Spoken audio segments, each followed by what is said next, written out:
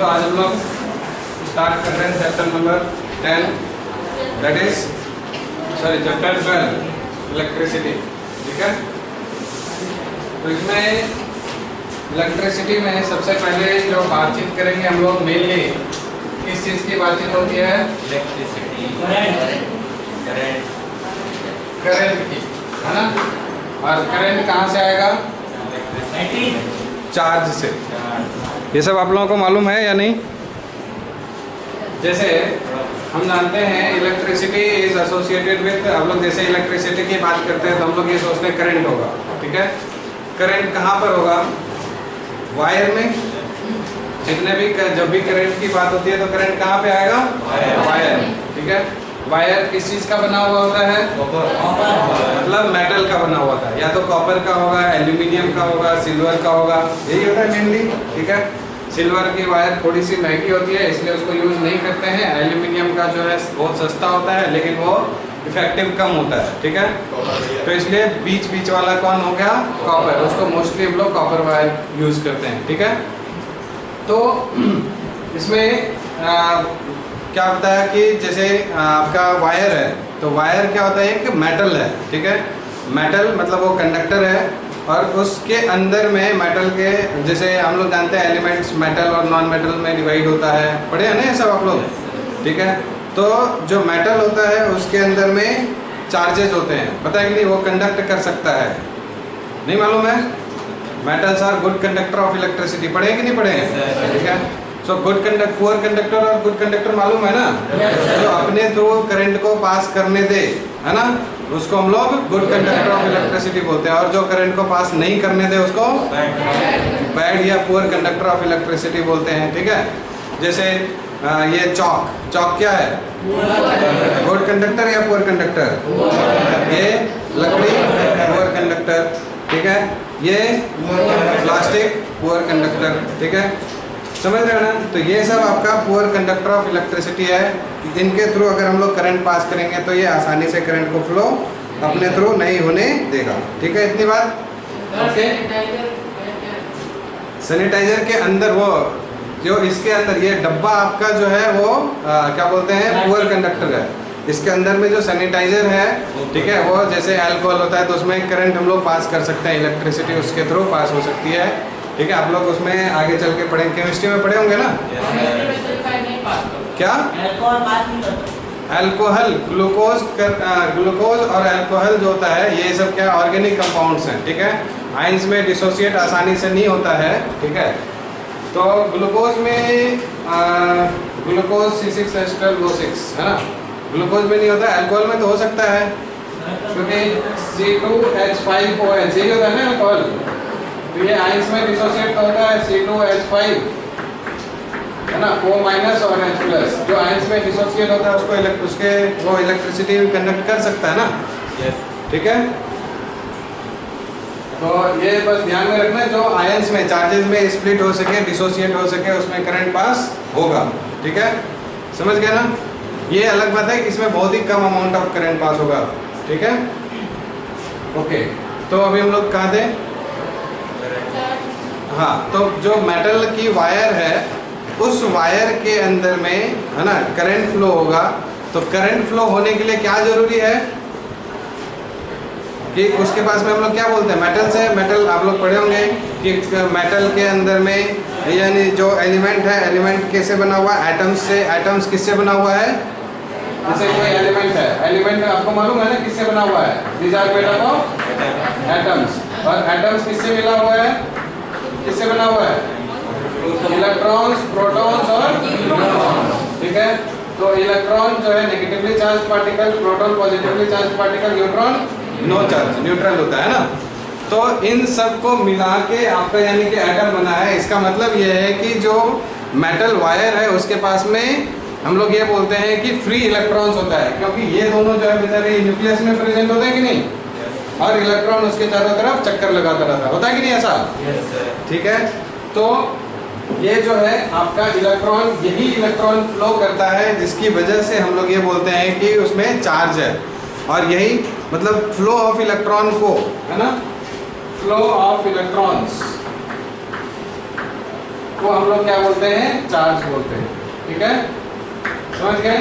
और यही चार्ज का rate of flow of charge है ना,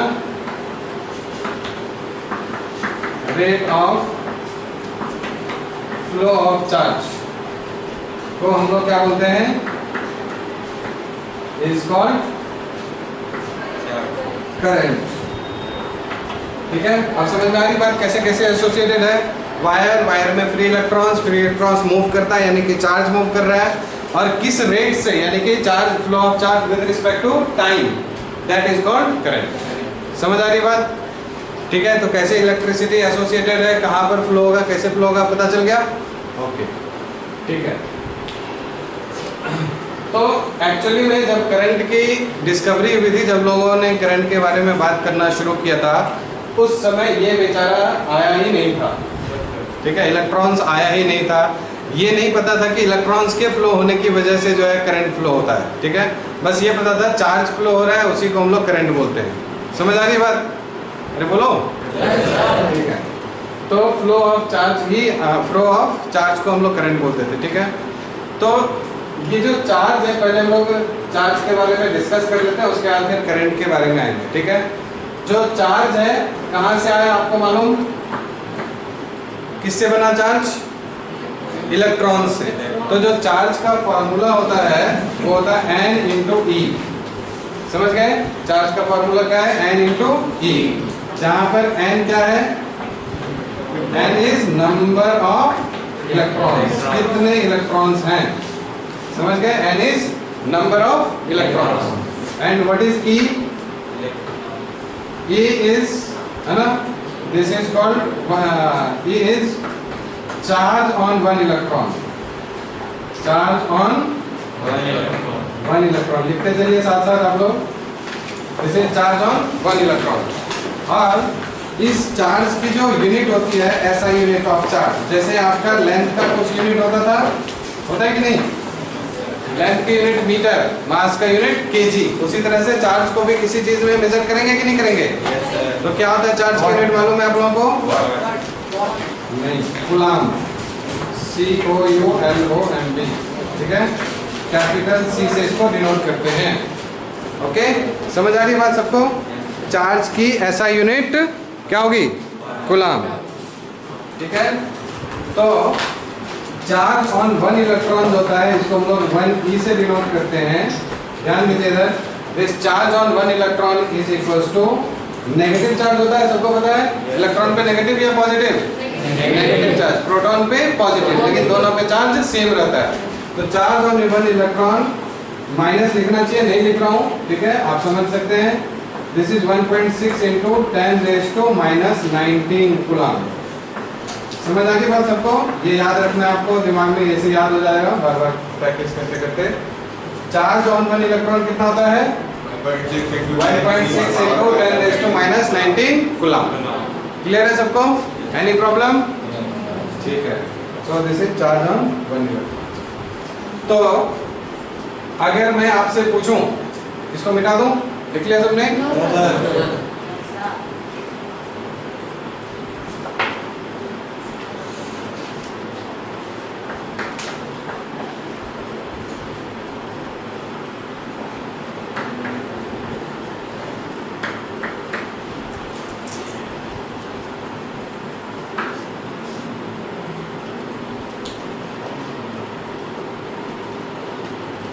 तो कैलकुलेट चार्ज ऑन,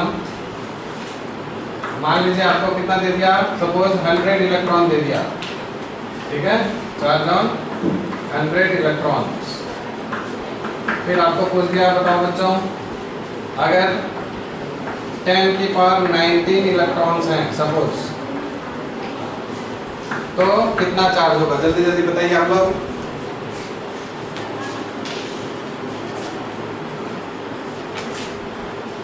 बोलिए।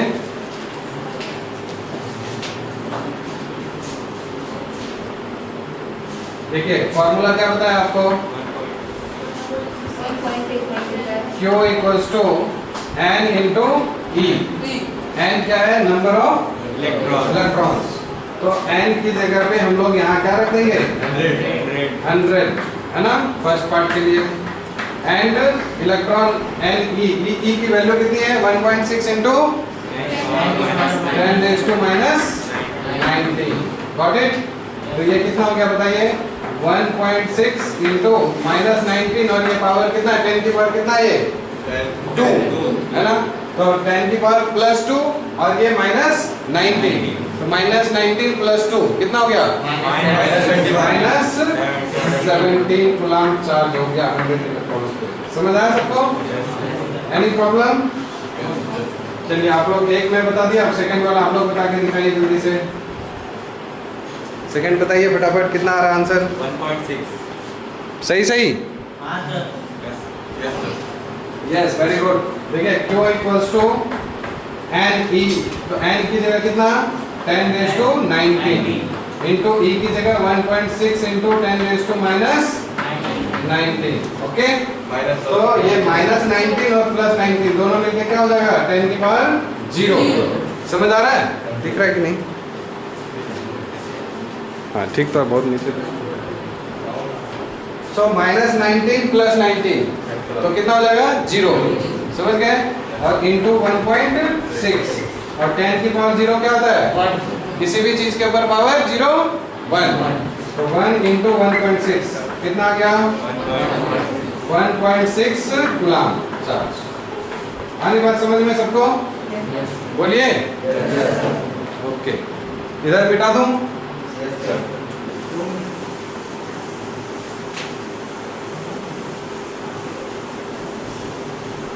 तो याद रहेगा चार्ज की यूनिट क्या होती है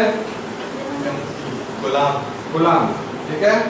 और charge on 1 electron 1.6 into 10⁻⁹ coulomb, ठीक है। चलिए क्वेश्चन एक और लीजिए। Calculate the number of electrons, calculate the number of electrons in 1 coulomb of charge, ठीक है। अगर 1 कूलम चार्ज है तो इसमें कितने नंबर ऑफ इलेक्ट्रॉन्स होंगे बता सकते हैं?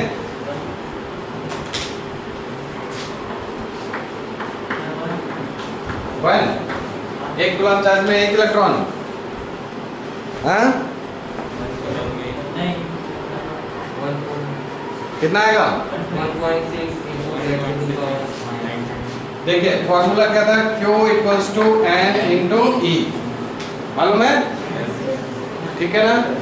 अच्छा अब देखिए हम लोगों को निकालना क्या है number of electrons. Number of electrons किससे रिप्रेजेंट करते हैं N से या E से या Q से? N से। तो N इक्वल्स टू है ना ये E इधर आके क्या हो जाएगा मल्टीप्लाई या डिवाइड? डिवाइड। तो N इक्वल्स टू क्या हो गया Q अपॉन E। आ रही बात समझ में सबको? चलिए Q कितना है आपको क्वेश्चन में दिया हुआ 1 कूलम, सही है। और चार्ज यानी 1 E है ये, तो 1 E क्या होता है 1.6 इंटू 10⁻⁻⁷ कूलम। कूलम और कूलम कैंसिल आउट हो गया ताकि नंबर में कोई भी यूनिट ना रहे। कोई भी चीज जैसे बोलते हैं ना कितने पेन है तो 10 है ना, उसमें कोई यूनिट होता है 10 मीटर पेन 10 kg पेन, तो यूनिट है ये, इसका कोई यूनिट नहीं होता, तो इसलिए कूलम कूलम यहाँ कट गया। ओके अब देखिए ये क्या बन गया 1 अपॉन 1.6 और 10 की पावर -19 ऊपर जाके क्या आ जाएगा 10 की पावर +19। ओके और ये डेसिमल हटेगा तो यहाँ पर क्या आ जाएगा 10। समझ गए? तो 2 5 जा और 2 8 जा। समझ आ रही बात? So it comes out to be 5 upon 8 into 10⁻⁹ है ना। अब इसको आप अगर सॉल्व करेंगे तो 8 से 5 है ना, कितने बार में 8 6 जा 48 होता है। अरे 8 से 5 को डिवाइड कीजिए ना, तो क्या हो गया एक तो पहले यहाँ पर डेसिमल आएगा है ना 8 6 जा 48, यहाँ पर बचा 2, तो यहाँ से समझ आ गया सबको? तो 8 2 जा 16 4 बचा, फिर यहाँ पर 5 समझ आ रहा है ना। So 0.625 इंटू 10⁻⁹ इसको थोड़ा सा और सिंप्लीफाइड वर्जन में लिख देंगे 6.25 इंटू 10 की पावर कितना 18। एक यहाँ से हटा दिया ना है ना, तो यहाँ पर 10 से मल्टीप्लाई कर, यहाँ 10 से डिवाइड, तो 10 से मल्टीप्लाई करेंगे तो इतना हो जाएगा और 10 से डिवाइड करेंगे तो 18 बचेगा। समझ आ रहा है कि नहीं? तो इतने नंबर ऑफ इलेक्ट्रॉन, सोचिए एक कूलम्ब चार्ज बनाने के लिए, है ना, ये क्या नंबर है, तो नंबर में ध्यान रखिएगा ये डेसिमल में आपका नहीं रहना चाहिए, ठीक है। किसी जैसे बोलते हैं ना कितने आदमी थे, तो 6.25 आदमी थे, ठीक है, तो इसलिए इसको हम लोग क्या लिखेंगे 6 × 10⁻18।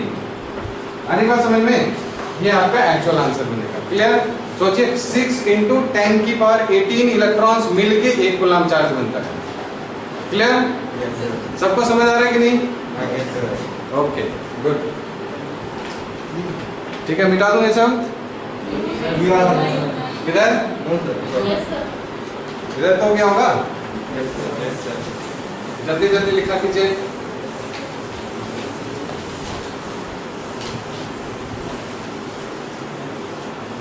चलिए अब थोड़ा सा आगे बढ़े हम लोग।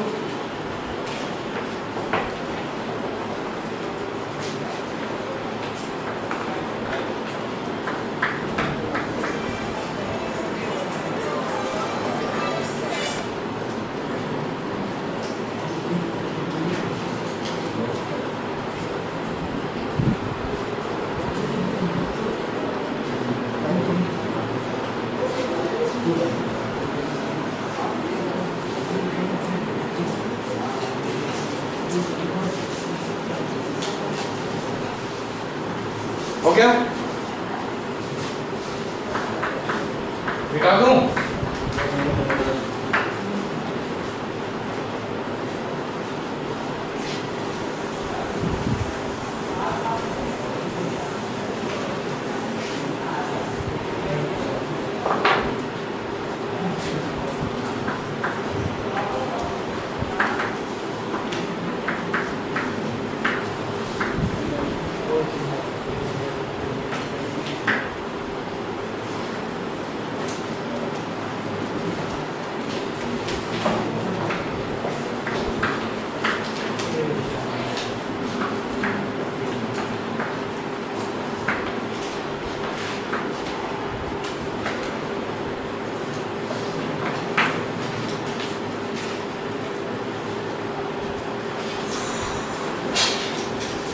हो गया?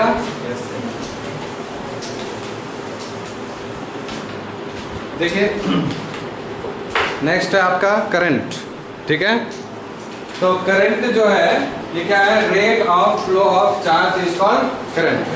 करंट किसी भी कंडक्टर में, है ना, किसी भी वायर में या कंडक्टर में किस रेट से चार्ज फ्लो हो रहा है उसी को हम लोग क्या बोलते हैं, करंट बोलते हैं। ओके, तो करंट को डिनोट किससे करते हैं हम लोग, I से। Okay, so I equals to formula बोलिए क्या बनेगा, Q/T, है ना, चार्ज पर unit time, rate of flow of charge, मतलब ऊपर तो चार्ज हो गया और किसी भी चीज का रेट का मतलब उसमें किससे डिवाइड करते हैं, टाइम से, तो डिवाइडेड बाय क्या बन गया, टाइम। आरी बात समझ में सबको, बोलिए, ठीक है। So this is what I equals to Q/T। तो अब इस करंट की जो यूनिट होती है, जैसे चार्ज की यूनिट होती थी ना, उसी तरह से करंट की यूनिट क्या होगी, बोलिए,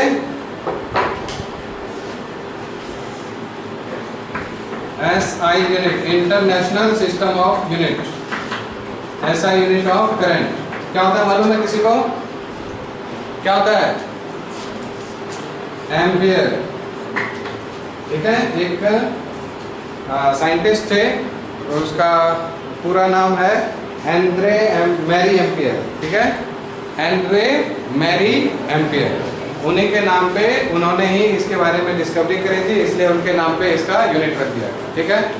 तो क्या मैंने ये एम्पियर लिखा है, सही है गलत, स्पेलिंग सही है गलत, सही नहीं है। आप लोगों को कितनी बार बता चुका हूं मैं, फर्स्ट लेटर हमेशा स्मॉल होता है कभी भी किसी यूनिट का, ओके। अगर कैपिटल लिखेंगे तो नाम हो जाएगा, ठीक है, and it is denoted by capital A। समझ आ रहा है ना, एम्पियर में पहला लेटर हमेशा स्मॉल रहेगा यूनिट जब भी लिखेंगे, ओके, ठीक है। और किसी भी सर्किट में, सर्किट के बारे में अभी मैं बता रहा हूँ, जो करंट को मेजर करने वाला डिवाइस होता है, क्या होता है मालूम है?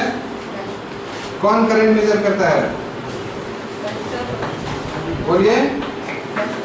एक डिवाइस होता है, इसको हम लोग बोलते हैं क्या? एमीटर। समझ गए?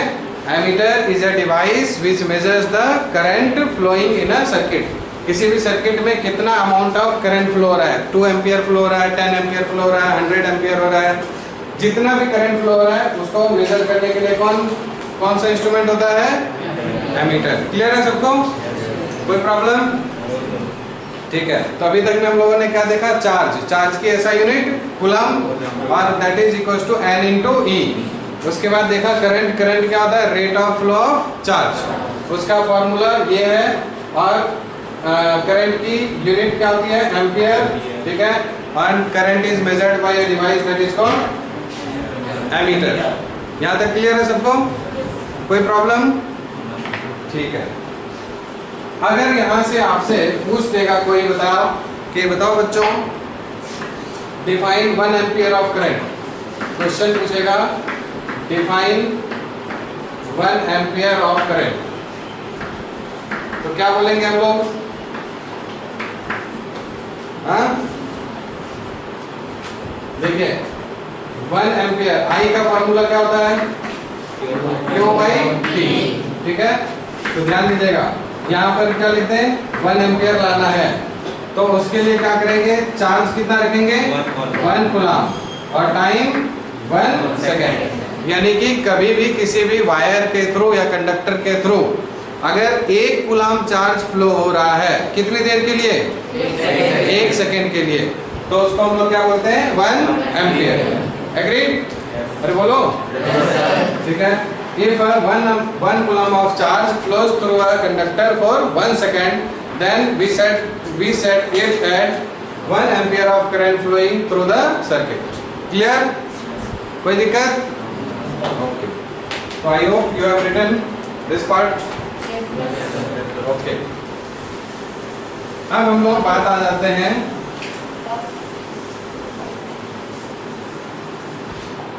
बात करते हैं इलेक्ट्रिक सर्किट की।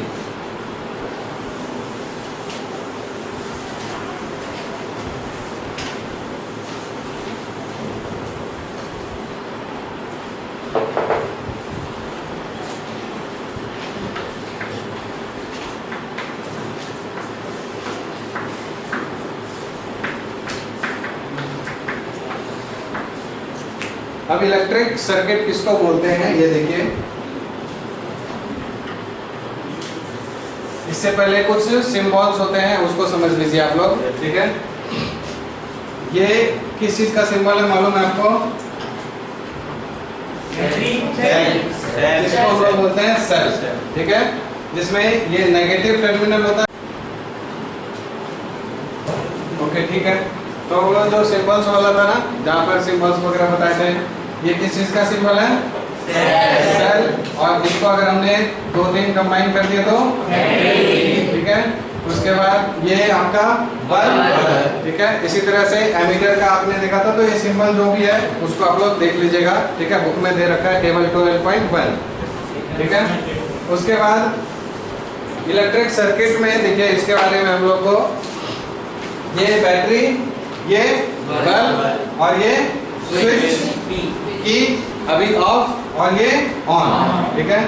तो क्या होता है इसमें कि इलेक्ट्रॉन्स जो होता है, ये नेगेटिव टर्मिनल ऑफ बैटरी और ये पॉजिटिव टर्मिनल है, ये पता है ना? ठीक है। तो इलेक्ट्रॉन्स जो होता है ये नेगेटिव टर्मिनल ऑफ बैटरी से चल के पॉजिटिव टर्मिनल ऑफ बैटरी की तरफ ऐसे आता है। समझ गए? समझ गए? ठीक है। लेकिन करंट जो होता है, करंट का डायरेक्शन कैसा होता है? पॉजिटिव टर्मिनल ऑफ बैटरी से लेके नेगेटिव टर्मिनल ऑफ बैटरी। बस थोड़ा सा धोखा ये हुआ कि जिस समय करंट की डिस्कवरी हुई थी, उस समय में इलेक्ट्रॉन्स की डिस्कवरी नहीं हुई थी। ठीक है। समझ गए ना? तो इलेक्ट्रॉन्स अगर पता होता कि इलेक्ट्रॉन्स की वजह से करंट फ्लो होता है, ठीक है, तो उस समय में लोग बोलते हैं जो जिधर करंट इलेक्ट्रॉन फ्लो हो रहा है उसी की डायरेक्शन में करंट भी फ्लो होगा। लेकिन क्या है, पहले ही हो गया था, अब जो बात एक बार लिखी गई कही गई तो लोग उसको ही मानना शुरू कर दिए, ठीक है, उसमें कोई भी चेंजेस नहीं किया। इसलिए इसको हम लोग बोलते हैं conventional direction of current flow. Conventional मतलब जो सदियों से या पहले से चला आ रहा है। तो conventional direction of current flow किधर से किधर होता है? पॉजिटिव टर्मिनल ऑफ बैटरी से नेगेटिव टर्मिनल ऑफ बैटरी। लेकिन मॉडर्न फिजिक्स में करंट का डायरेक्शन किसको मानते हैं? नेगेटिव से पॉजिटिव की तरफ। लेकिन आपके क्लास 10th में पेपर में आपको जब भी पूछा जाएगा तो नेगेटिव से पॉजिटिव लिखेंगे या पॉजिटिव से नेगेटिव? पॉजिटिव से नेगेटिव, ये चीज का ध्यान रखना है। ओके, ठीक है। तो डायरेक्शन ऑफ करंट हो गया। अच्छा, इलेक्ट्रिक सर्किट किसको बोलते हैं वो समझ गया, ठीक है। तो एक ऐसा कॉम्बिनेशन जिसमें क्या हो, बल्ब हो यानी रेसिस्टर हो, इसका कुछ ना कुछ रेसिस्टेंस होगा, आगे चल के पढ़ेंगे, सेल हो या बैटरी हो, की हो, एमीटर हो। एमीटर को हम लोग किसमें कनेक्ट करते हैं मालूम है? सीरीज में। ऐसे कनेक्टेड होता है तो सीरीज बोलते हैं, आगे चल के देखेंगे सीरीज और पैरेलल क्या होता है, ठीक है। तो एक ही वायर से कनेक्टेड है अगर तो सीरीज, तो एमीटर है जो इसके थ्रू कितना करंट फ्लो हो रहा है वो बता देगा आपको मेजर करके। तो ऐसा कोई भी कॉम्बिनेशन जिसमें ये सारी चीजें हो, ठीक है, सेल हो, है ना, बल्ब हो, की हो, एमीटर हो, वोल्ट मीटर हो, ऐसे कॉम्बिनेशन को हम लोग क्या बोलते हैं? Electric circuit. और ये कैसा होना चाहिए? क्लोज पाथ होना चाहिए। अगर ये आपका यहाँ ओपन है यानी करंट फ्लो होगा या नहीं होगा? नहीं होगा। और इस समय में अगर करंट फ्लो नहीं हो रहा है तो ये ओपन पाथ है, तो उस समय में इसको हम लोग इलेक्ट्रिक सर्किट नहीं बोलेंगे। जब ये क्लोज होगा तब उसको हम लोग इलेक्ट्रिक सर्किट बोलेंगे। तो डेफिनेशन होता है continuous and closed path of electric current is called electric circuit। समझ आ गई बात? तो ये डेफिनेशन याद रहेगा। कॉन्टिन्यूअस, सब जगह पे क्या है, कोई ब्रेक है या नहीं है? नहीं है। So continuous and closed path of an electric current, ठीक है, इज कॉल्ड इलेक्ट्रिक सर्किट। तो करंट सब जगह पे है ना, कॉन्टिन्यूअस है, क्लोज्ड पाथ में फ्लो कर रहा है, इस कॉम्बिनेशन को हम लोग क्या बोलते हैं? Electric circuit. समझ आ गया? और ये जो है इसको हम लोग बोलते हैं सर्किट डायग्राम। इसको क्या बोलते हैं? Circuit diagram. तो जनरली आपके पेपर में पूछा जाता है, बताओ बच्चों एक सर्किट डायग्राम ड्रॉ करिए जिसमें एक बल्ब हो, एमीटर हो, वोल्ट मीटर हो, सेल हो, ठीक है, इन सबको मिला के एक आपका क्या करना है? डायग्राम बनाना है। तो आप ऐसा बना के दिखा दीजिएगा। समझ आया? 2 मार्क्स का आता है इस तरह से। क्लियर है? ठीक है। तो इसमें जो है आप लोगों का ऑलमोस्ट ये वाला पोर्शन कंप्लीट हो गया। इससे रिलेटेड एक दो जो है एनसीईआरटी में एक एग्जांपल नंबर 12.5 है। तो हम लोगों ने इसको देख लेते हैं एग्जांपल।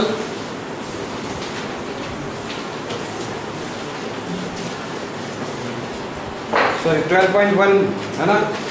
12.1 एग्जांपल क्या कहता है? देखिए क्या बोल रहा है कि करंट कितना फ्लो हो रहा है सर्किट में? 0.5 एम्पीयर। ओके, और टाइम कितना ले रहा है? 10 मिनट। इसको पहले हम लोग चेंज करेंगे किसमें? सेकंड्स में। तो कितना हो जाएगा? 600 सेकंड। ठीक है, जब भी टाइम इस तरह से दिया रहेगा हम लोग सेकंड में, हम लोग पहले भी क्वेश्चंस कर चुके हैं। तो आपसे पूछ रहे हैं find the amount of electric charge that flows through the circuit. तो इसमें कितना अमाउंट ऑफ चार्ज फ्लो होगा ये पूछ रहा है। तो हम लोग फॉर्मूला जानते हैं, I इक्वल्स टू क्या होता है? Q/T। तो हम लोगों का Q इक्वल्स टू क्या हो जाएगा यहाँ से? I into T। समझ आ रहा है कि नहीं? तो I कितना? 0.5 और टाइम कितना? 0.5 को 1/2 लिखते हैं आसान कैलकुलेशन के लिए। बोलिए, तो ये एम्पियर और ये सेकेंड। तो 2 से कटेगा तो कितना हो गया? 300। तो 300 एम्पियर इंटू सेकेंड क्या बन जाएगा? कूलाम। समझ गए ना? अरे जैसे Q इक्वल्स टू I/T है, I इक्वल्स टू क्या है? Q/T है। तो ये क्या है? कूलाम और सेकेंड। तो ये एम्पियर, तो एम्पियर इंटू सेकेंड बनेगा तो क्या होगा? कूलाम ही तो होगा। आ रही बात समझ में? उसके बाद देखिए इसी के जस्ट नीचे क्वेश्चन है, what does an electric circuit mean? Electric circuit की डेफिनेशन अभी बता दी आपको, continuous and close path of an electric current, ठीक है। Define unit of current, unit of current क्या होता है? एम्पियर। What is 1 ampere? कर लेंगे? अरे बोलो। तो 1 एम्पियर डिफाइन कर दिया, ठीक है। Next, calculate the number of electrons constituting 1 coulomb of charge. 1 coulomb of charge में कितने इलेक्ट्रॉन्स होते हैं? बता दिया था अभी, 6.25 × 10⁻18, ठीक है। तो 1 कूलम ऑफ चार्ज ये हो गया। तो ये पोर्शन कंप्लीट। अगले दिन हम लोग पढ़ेंगे किन से इलेक्ट्रिक पोटेंशियल और पोटेंशियल डिफरेंस के बारे में, ठीक है।